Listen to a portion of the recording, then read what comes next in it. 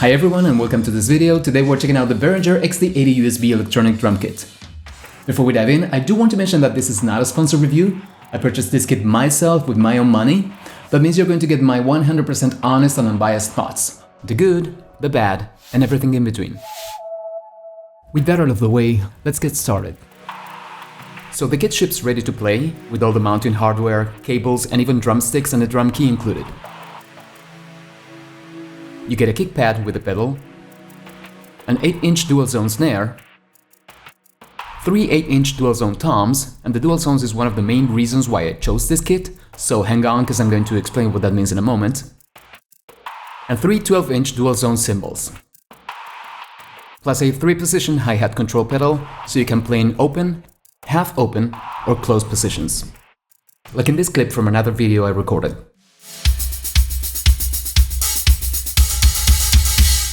The pads and cymbals can feel pretty realistic, considering the price point, and I find that, to me, it really depends on the sounds that you use. Please keep in mind when I say this that I'm not really a drummer, I'm a musician who plays drums. The HDS240USB module comes with 10 factory preset kits, and it also allows you to program 5 of your own custom kits. However, I don't really use them, I prefer to connect this to a virtual drum instrument. At the back you have your MIDI USB connector, your MIDI out and MIDI in 5-pin connectors. You also have 2 expansion inputs for another tom and crash, your audio outputs, and an auxiliary input in case you want to play to music from your phone or computer. There's a headphones jack on the left side of the module, and the power supply connector and on-off switch are on the right side.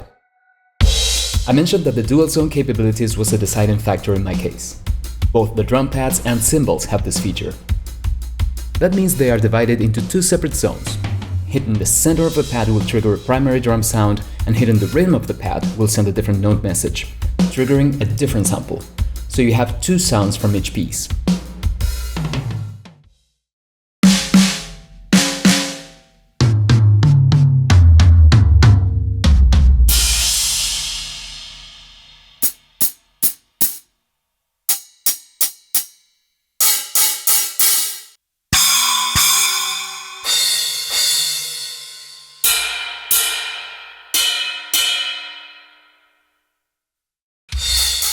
And here's one last tip. You can use a keyboard sustain pedal plugged into the Crash 2 input as a second kick drum trigger. You'll need to adjust your DAW to interpret that input as a kick. I prefer connecting the second pedal to a separate MIDI controller keyboard and mapping that in the DAW. Some people also use a double kick pedal plugged directly into the kit, though I haven't tried that method myself. At the moment of recording this video, I've had the kit for around 6 or 7 months. I've tried other brands and kits around the same price, or actually quite higher. And taking that into account, I'd say it has a good overall quality and great versatility and applications. It is not targeted towards advanced players though, but rather has beginners or home studio owners in mind. It definitely works for me as a producer, and you can get much more realistic tracks with it than just sequencing the parts in your DAW. If you have any doubts or questions about the kit, go ahead and leave a comment and I'll try to answer it as soon as I get a chance. I can even try some specific things that might be important to you but I haven't thought of yet.